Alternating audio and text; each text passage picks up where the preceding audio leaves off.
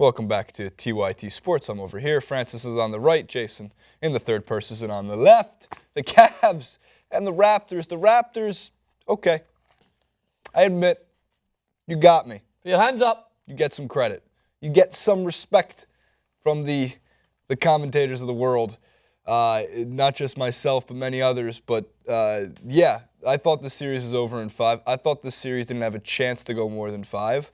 The Raptors are a hell of a team at the Air Canada Centre. They've proven that now. 8-2 at home during the playoffs.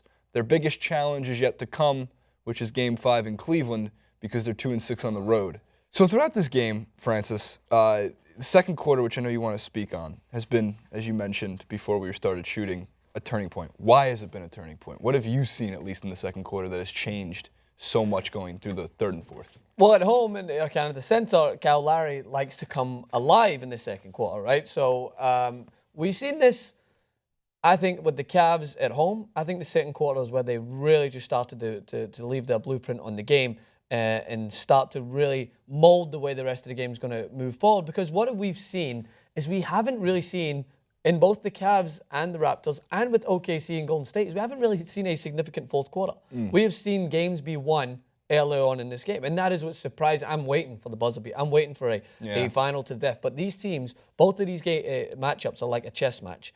It's to see who can get ahead early and just maintain that lead, frustrate their opponent, out-rebound them, as we see once more from the Raptors today. And it just wears the opponent down, because the Cavs looked a little bit frustrated for the first time that we've seen. I know they lost their previous game, right? But I didn't see any real hiccup from the Cavs. I saw them try to play their game that they've basically based their postseason around.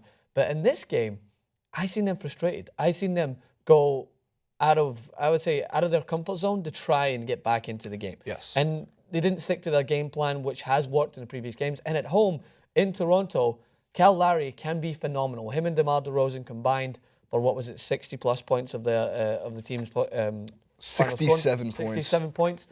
This is not rocket science. We talked about this. It's not rocket science. When these two players, along with the squad depth that they have when they step up, and when you bring in vital players who are able to out-rebound nearly the whole Cavs team, Lowry and DeRozan are two quality players. But you can't just jump on board a home game and suddenly say that this whole tie is now, like, we were wrong for counting them out. We weren't wrong for counting them out. We were wrong for maybe underestimating their home advantage, because the ESPN article says Lowry is once again proves how phenomenal he is with his backs to the wall. Yes, when he's in Toronto, the backs to his own stadium, he can play phenomenally well. But on the road, he hasn't been shooting well. Neither has their team collectively, and that's where they're going to struggle unless they step it up. So Right. I'm going to give them credit where credit's due.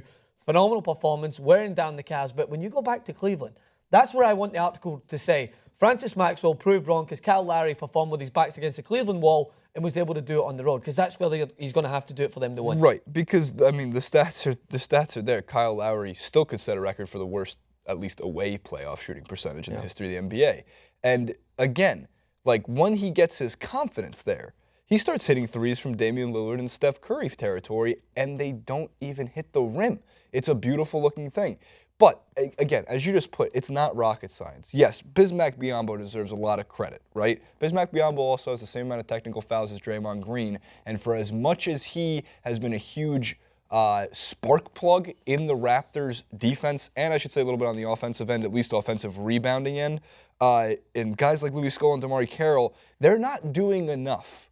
They get the credit for having some big playability, but take away Lowry and DeRozan's ridiculous point scoring total, and you don't win that game.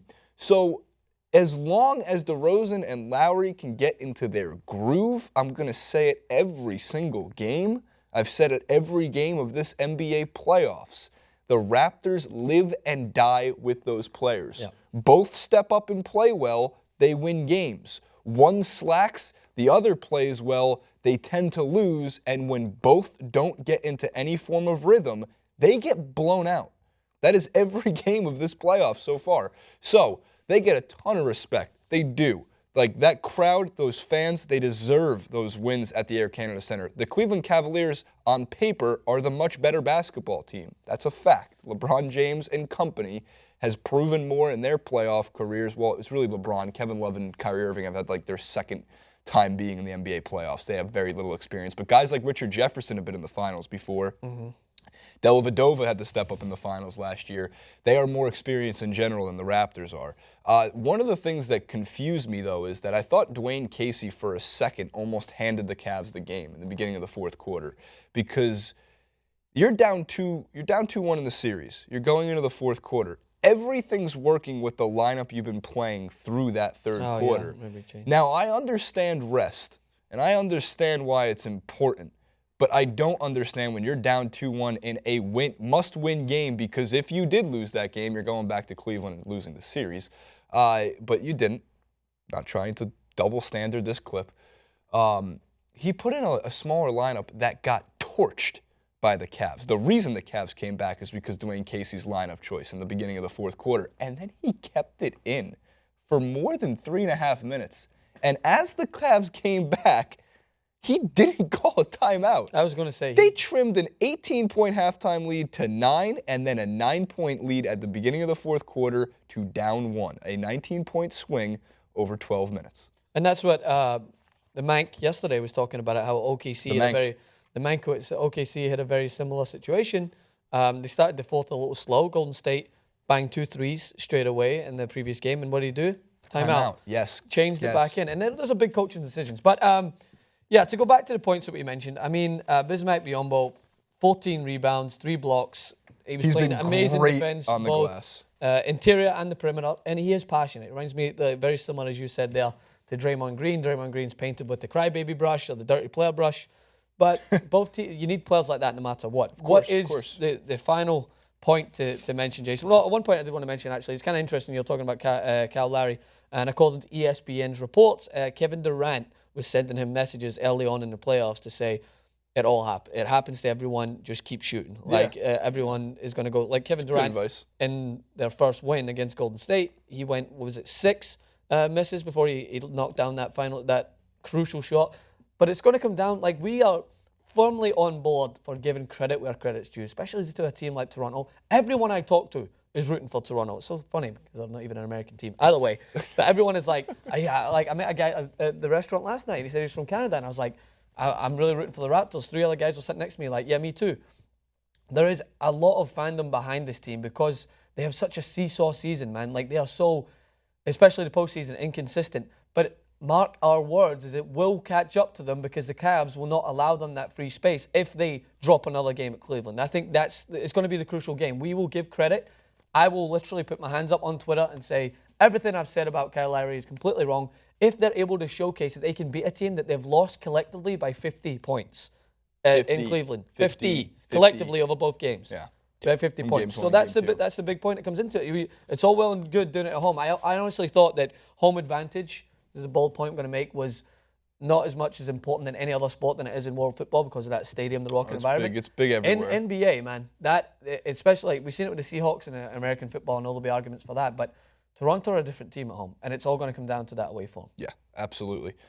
So the Cavs and the Raptors play again on Wednesday, Game 5 in Cleveland at the Quicken Loans Arena. We'll see what LeBron James has in store. They weren't too happy after the Game 4 loss. No handshakes. They had a commanding 2-0 lead. There was no handshakes. They walked off the court, which is really scummy of them. They should not have done that. Not cool, Cleveland. Shake the man's hand, win or lose.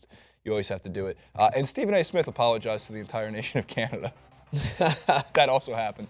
Did his face change? I apologize to the full nation of Canada.